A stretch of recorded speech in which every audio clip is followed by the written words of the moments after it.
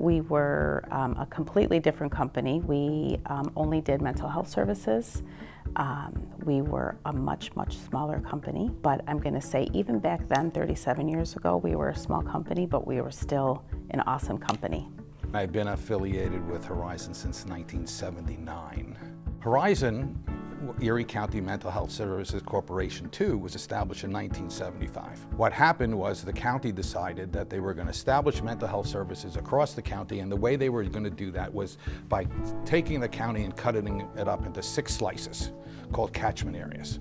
And catchment area 2 was kind of the northeast corridor through the city of Buffalo and the Tonawanda, and that was Mental Health Services Corporation II. Anyway, this Norm Teller was the president and CEO at the time, and they ran into trouble pretty quickly.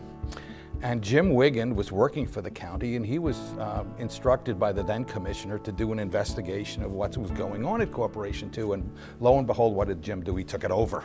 And over the course of the years, Jim worked incrementally to get disconnected from that dependence on county money, and so that we could be independent and we could be creative and we could do different things. He was the driving force and became the mentor to me and to Ann and also to Don and somewhat to Michelle in those early years.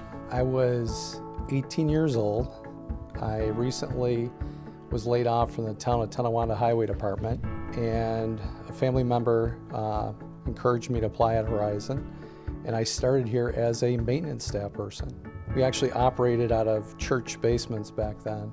There were about 50 people when I started. We had a strategic planning meeting, and one of our strategic planning goals was that we were going to have a computer on everybody's desk.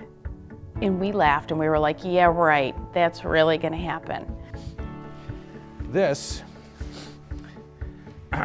is a jacket given to me by Jim Wiggin, and the reason I was called Computer was because I was the first guy at Horizon to have a computer. Can you even imagine a world today where there's no computers? Yeah, I think it was the purchase of our first 2 buildings, our 1370 Niagara Falls Boulevard building and our 3297 Bailey building.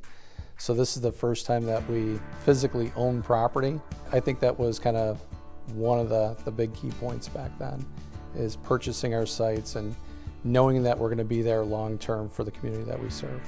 We always had an entrepreneurial type of spirit, even as a young company. There were certain signature moments, like when New York State asked us to take over a failed mental health clinic at the Cannellation Center. That's where the initial Hurdle Elmwood Clinic was. Again, we were beginning to be identified by the show in town that could do it. If you ask us to do it, we can do it, and we can do it well. We're an innovative company willing to take the next step. We had a drive to be the best, and we always had a reputation for being the best. We were a non-for-profit that was funded by the county. We went private non-for-profit and broke away from county funding. And really the lines, the catchment lines, kind of faded away, and we were able to service different communities. When we started doing addiction services, that was huge. We were always this, great mental health company that had lots of varying mental health services, day treatment, continuing day treatment. But that was when we broke into residential treatment and substance use in a big way, because this was in the days in the 80s when substance abuse and alcohol were 2 different agencies. That was a big, huge part of the company, and a change in culture. Jim was a dynamo, a brilliant guy. He was something of a rogue, but he was endearing and charming, but he burnt himself out. So at the age of 47, he had a massive coronary in the morning at his home. We were absolutely stunned. All of a sudden, the senior staff that existed at the time, including Ann and I, were faced with how do we go forward, and the board. Jimmy Smith, who was the CFO at the time, and Ann were appointed by the board to be interim co-CEOs of the company, and the rest of us supported that move because they were in the best position, and Ann ultimately took it from there. And since we had been working together for years already, that set the tone of collaboration and communication and trust. Horizon Village, opening up inpatient residential, and boy, what a proud moment that was. Something that we talked about, and it seemed like a distant, goal, but when it happened, it was awesome. So we went from 7 facilities in church basements to roughly about 26 facilities all around Erie, Niagara, and Genesee County. We began to set the standards. We began to say to them, this is what you ought to do. As an example, when we presented that proposal, which I have in my office, frankly, to be a managed care insurance company. I mean, it's just being outrageous and daring and pushing the system to be more responsive. We're willing to try, and we're not afraid to fail.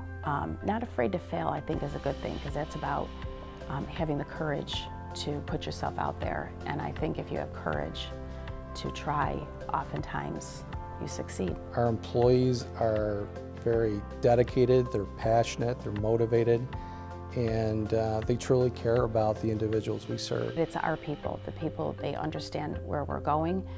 They're clear about our vision and our mission, and they have passion for the work that we do. It's been my honor and privilege to work with extremely skilled people who are fun to work with.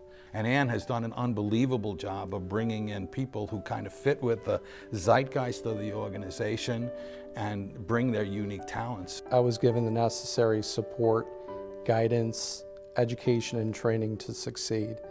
So I would say that's the biggest kind of takeaway, that the company that we all work for today really provides that effort in educating and training their staff. Honestly, I'm very proud to say that I work here, and the respect and the admiration that I get as a result of saying that I work at Horizon, it feels good. It's not only a job for me, it's a spirit.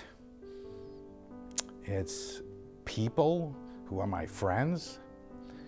It's being proud on a day-by-day basis of what we do and how well we do it. And I'm astounded by the level of commitment and energy and creativity and commitment to quality care. It just makes you proud. And so I've been honored and blessed to be here.